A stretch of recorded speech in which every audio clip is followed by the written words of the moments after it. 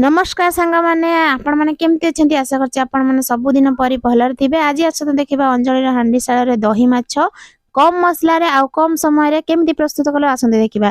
दही माछ माछ दही बनिया पई तो माछ देखंतु हमर केडे बटे आस्तला झियो धरिके बसिची ताको भल भाबरे मु कोन कली ना ताको कतल माने आइंस छड़ेई देली भल भाबरे ताको देखंतु मुडी पकई देची छुरी सहायता रे सब तक आइंस को भल भाबरे छड़ेई दे सारा पर ताको कौन करबा ना जो हमरो कतापन की ताको आज भल भाबरे पूरा काटी दबा।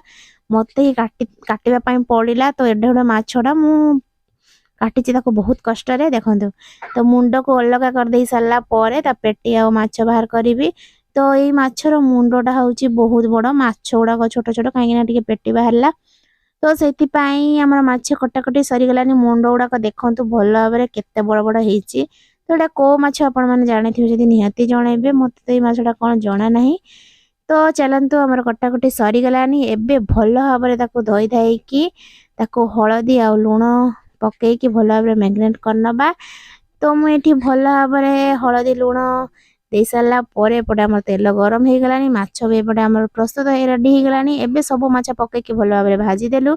देखंतु हमर माछ भजा पूरा पूरी रेडी हे गला।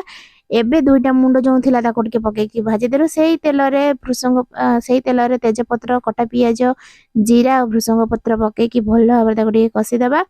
तापर टिके दर छेचा करी की रसुण देई देबा।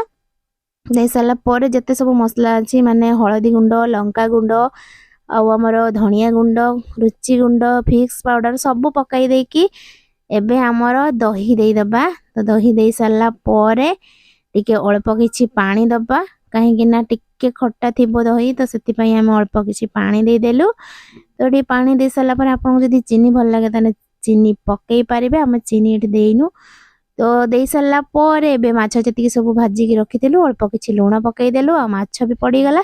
देखंतु हमर पूरा पूरी कम समय रे बनी गला माछ दही खट्टा। तो आपण मानको जदि रेसिपी भल लागला ताले निहाती कमेंट माध्यम रे जणाइबे। आउ एबे दही माछ खट्टा बनी गला चलंतु भात किबा पखाळ जहा भी आपन को इच्छा खाइ परिबे। तो मु एठी भात आउ गुटे रोटी आउ हला छोटा माछ भज्जा आउ दही माछ खट्टा।